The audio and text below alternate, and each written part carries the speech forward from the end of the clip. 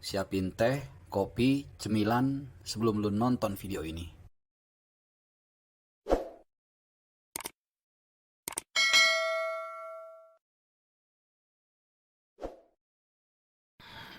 Halo, salam sehat. Ya, kembali di channel gua. Dan kali ini kita akan bahas yang ringan-ringan aja. Gua akan round up isu-isu dari isu-isu hasil pertandingan dan juga next match yang akan berlangsung yang seru-seru. Tapi sebelumnya gue mau mengawali dengan Liga Champions ya atau drawing kemarin. Memang gue seharusnya upload kemarin, tapi karena ya agak sedikit capek, jadi gue gabung aja di sini. Jadi seperti yang lu semua udah tahu, hasil undian kemarin ini emang cukup imbang ya atau ideal lah gitu. Jadi nggak ada tim sesama negara ketemu. Kemudian tim-tim kuat itu hampir semuanya terpisah, kecuali mungkin Chelsea, Madrid ya. Nah kemudian kemarin sempat ya gue ngisi acara talk show di Soccer Time di Metro TV. Dan ada satu pertanyaan yang apa ya, ya sangat klasik ya. Ya jadi saat itu anchornya Hamdan nanya ke gua, kira-kira siapa yang punya peluang jadi juara. Nah ini kan selalu ditanyakan ya menjelang knockout stage, apalagi perempat final. Memang jawabannya gampang-gampang susah. Cuman gue bilang gini, seperti memproyeksikan cuaca atau proyeksikan keuangan, kita kan lihat dari histori yang sudah terjadi ya. Nah dari 8 tim ini, praktis hanya dua tim, sorry tiga. Jadi 8 tim hanya tiga yang belum pernah mencicipi Piala Champions atau Liga Champions. Bahkan hanya ada 4 kalau di format baru ya Liga Champions ini yang belum pernah mencicipi. Jadi ada 4 yang sudah, 4 yang belum. Kalau di format Liga Champions, eh Madrid udah pernah. Bahkan Madrid ini raja Eropa, kita tahu paling banyak gelar.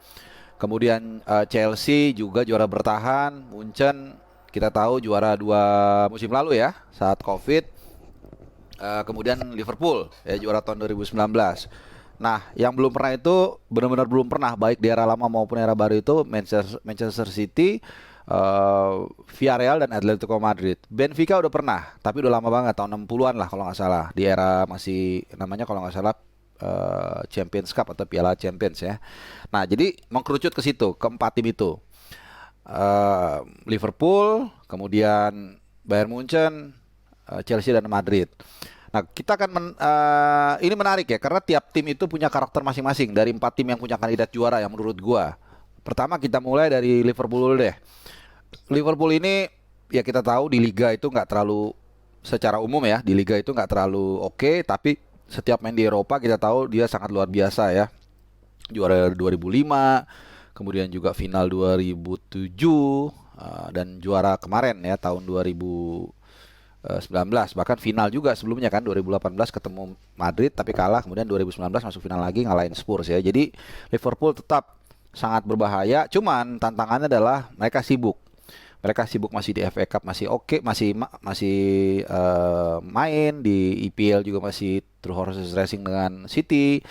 Dan ini kuncinya cuma satu, jangan pemain ada cedera. Ya, satu pemain cedera, dua pemain cedera, maka ini bisa sangat mengganggu di tengah hektiknya jadwal mereka. Bukan hanya jadwal hektik, tapi juga mental ya. Karena setiap pertandingannya sudah seperti final ya, bukan seperti final, memang seperti ya final lah. Gitu nggak bisa kepleset lagi. Nah, memang kabar terakhir TAA atau Trent Alexander-Arnold cedera, kita nggak tahu berapa lama. Kalau memang benar cedera, ini benar-benar pincang ya sisi kanan dari Liverpool, karena menurut gua Liverpool nggak punya backup yang gapnya itu nggak terlalu jauh kualitasnya dari TAA. Kalau di kiri masih ada Simikas lah, masih agak lumayan. Berapa kali dia ganti Robertson dan cukup bagus penampilannya.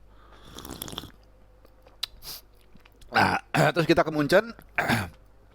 Munchen ini gue gambarkan seperti orang kaya lama.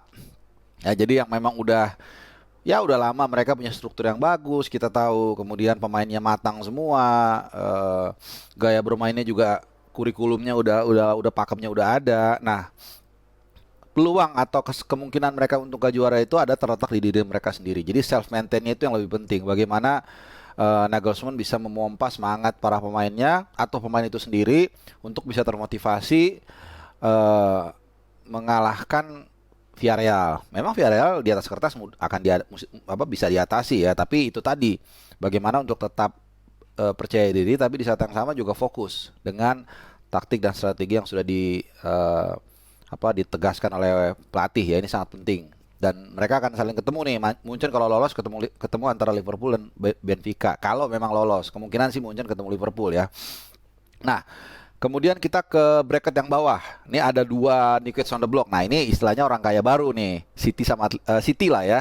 Cuman bukan orang kaya baru yang suka pamer-pamer ya, kayak ditangkap-tangkepin itu. Ini City sebenarnya juga klub yang kalem kalau menurut gua. Artinya ya mereka memang sedang membangun. Ya semua pernah mengalami itu ya. Even Madrid pun juga dulu awal-awal pasti membangun. Chelsea juga demikian. Jadi ini adalah masa City untuk menorehkan sejarah. Tidak mudah memang, tapi mereka punya modal semua sebenarnya, pelatih yang hebat, pemain yang berkarakter, sumber duit yang juga oke dan sebagainya. Cuman masalahnya memang ya kadang-kadang untuk sukses lu butuh kesabaran.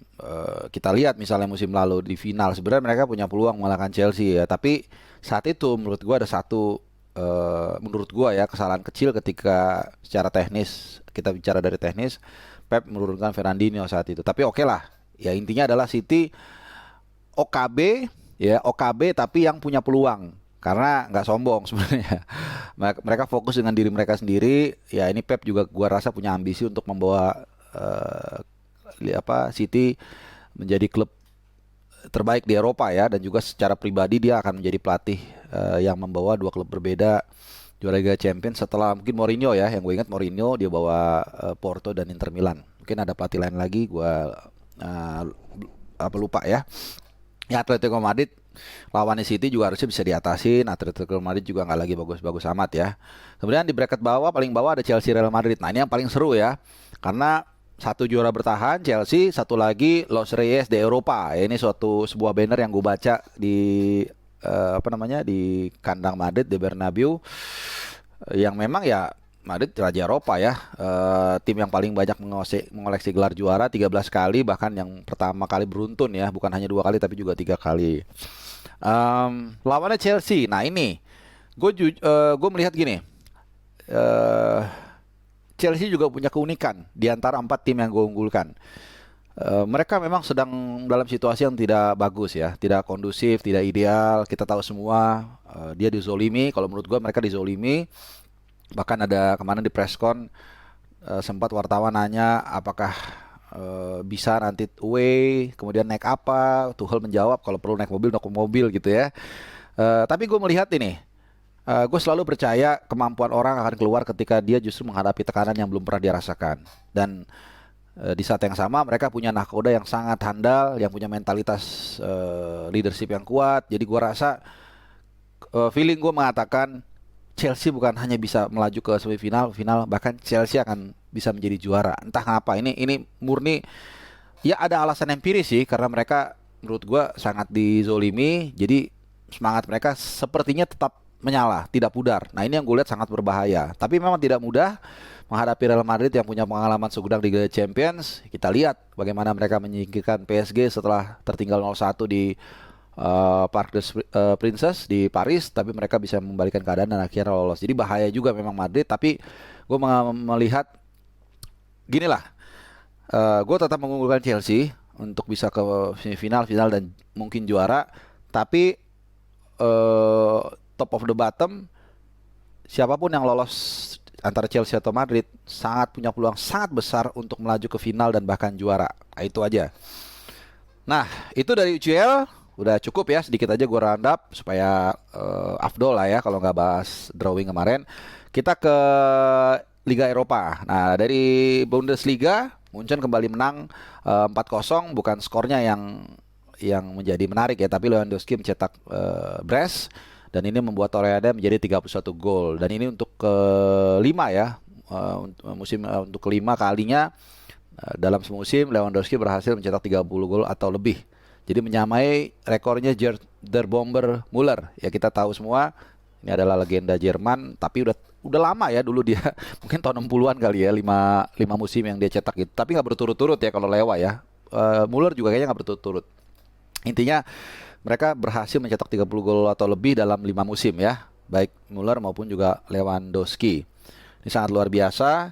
Dan bahkan udah 15 tahun berturut-turut Lewandowski selalu mencetak gol double digit ya sejak pertama kali di Polandia dulu ya. Nah, itu dari Bundesliga. Sekarang kita bergeser ke Italia, turun ke bawah. Nah, Milan ini berhasil memanfaatkan keterplesetnya Inter ya. Inter main 1-1 sama Fiorentina. Gue nonton semalam kebetulan hampir 90 menit. Sebenarnya sih menurut gua Fiorentina yang lebih jago dalam taktik bertahan. Ketika 1-1 mereka tenang, nggak panik, dan akhirnya Inter gagal untuk meraih 3 poin. Jadi dan di saat yang sama Milan menang 1-0 melalui gol Benacer di 1 jam permainan, sehingga Milan saat ini tetap ada di Coppa, cuman yang bergeser Inter turun ke peringkat ketiga. Napoli menang 2-1 dari Udinese, sehingga Napoli sekarang ada di peringkat kedua. Bedanya 3 poin sama Milan di peringkat 1 ya. Sementara Milan dan Inter jaraknya jadi 6 poin ya. Jadi semakin berat bagi Inter walaupun belum tertutup kemungkinan. Cuman memang ada satu trofi cadangan ya, yaitu Coppa Italia. Kebetulan Inter sama Milan ketemu nanti, dan gue juga akan membawakannya di leg kedua kalau nggak salah ya. Leg pertama kan timbang. Nanti di TVRI. Ya mungkin kalau salah satu dari mereka gagal, kemungkinan si Inter ya gagal di Serie A, mungkin ini akan menjadi trofi alternatif ya Coppa Italia. Nah, itu dari Serie A. Kita ke IPL. Nah, ini yang mantap ini, Arsenal on the way ke posisi 4 ya. Maaf Manchester United, tapi juga karena Anda sering banyak melakukan kesalahan sendiri, main buruk dan sebagainya, sehingga sekarang itu clear 4 poin ya. Clear 4 poin Arsenal dan MU, dan Arsenal masih mengantongi 1 pertandingan sisa. Ya, jadi tapi bukan hanya soal soal jarak 4 poin ya, dan juga 1 pertandingan sisa, tapi cara bermain Arsenal ini juga sangat kompak. Dan kalau lu lihat kemenangan semalam dari Aston Villa, ini menunjukkan bahwa Arsenal ini bisa juga bermain cerdas. Maksudnya gini, bukan ugly win ya, tapi ketika lu memang sudah unggul 1-0 dan lawan juga begitu bertubi-tubi menghajar pertahanan lu nggak panik dan tidak memberikan kesempatan bagi lawan untuk mencetak gol. Ini yang penting ya. Jadi bermain taktis. Meskipun ada 1 peluang di detik terakhir, gue lupa dari Coutinho atau siapa ya, tendangan free kick ya. Kemudian, nah ini menariknya, ditepis sama Bernardo ya, bukan sama Ramsdale. Dan tepisan ini menurut gue setara dengan 2 poin. Karena kalau itu gol, maka prit Arsenal jadi drop 2 poin. Jadi ternyata ya berhasil, clean sheet luar biasa. Bernardo seperti mendapatkan gairah baru ya. Kalau lu lihat begitu begitu selesai pertandingan langsung dikerubutin timnya. Bukan Bukayo Saka yang mencetak gol ya, karena memang ya itu tadi penting banget penyelamatan terakhir. Dan ya ternyata Ramsdale cedera, gue juga baru sehingga juga ini berimplikasi ke timnas Inggris. Dia nggak bisa membela timnas Inggris yang akan menghadapi Swiss dan Pantai Gading ya dalam seminggu ke depan lah kurang lebih. Oke, itu dari IPL. Kemudian IPL tuh nggak banyak pertandingan ya, karena banyak yang bermain di FA Cup. Paling nanti malam ini juga penting, ada pertandingan antara Spurs dan West Ham. Ini istilahnya 6-pointer karena dua-duanya sama-sama mengantongi 48 poin. West Ham di peringkat 6, Spurs 7, sama-sama 48 poin. Cuman memang West Ham unggul selisih gol. Jadi kalau pertandingan ini sangat penting buat kedua tim ya. Siapapun yang menang, dia akan menambah jarak 3 poin dari lawannya dan menahan lawannya tidak ada di bawahnya gitu. Jadi penting banget jadi kemenangan. Dan kalau gue lihat sih Spurs yang punya peluang untuk memenangkan pertandingan ini, bukan karena hanya dia sebagai tuan rumah, tapi juga karena kalau gue lihat grafiknya lagi bagus ya. Spurs ini dalam 5 laga terakhir di IPL menang 3 kali, dan setiap mereka menang mereka selalu clean sheet. Ini yang membedakan ya. Sementara West Ham cuma menang 2 kali, seri 2 kali dan kalah sekali. Dan satu hal yang penting juga, bukan soal hanya menang kalahnya, tapi juga mereka kemungkinan kehilangan Jarrod Bowen. Ini pemain yang sangat penting ketika West Ham membangun serangan, terutama serangan balik. Jarrod Bowen selalu menjadi motornya melakukan transisi yang cepat. Jadi kalau Jarrod Bowen nggak ada nanti malam, gue rasa Spurs yang akan memenangkan pertandingan. Ya itu kalau dari IPL persaingan sudah pasti ya antara Liverpool dan City di posisi 1-2. Kemudian kita bergeser ke La Liga. Nah nanti malam, ini semalam menang ya Atletico 1-0.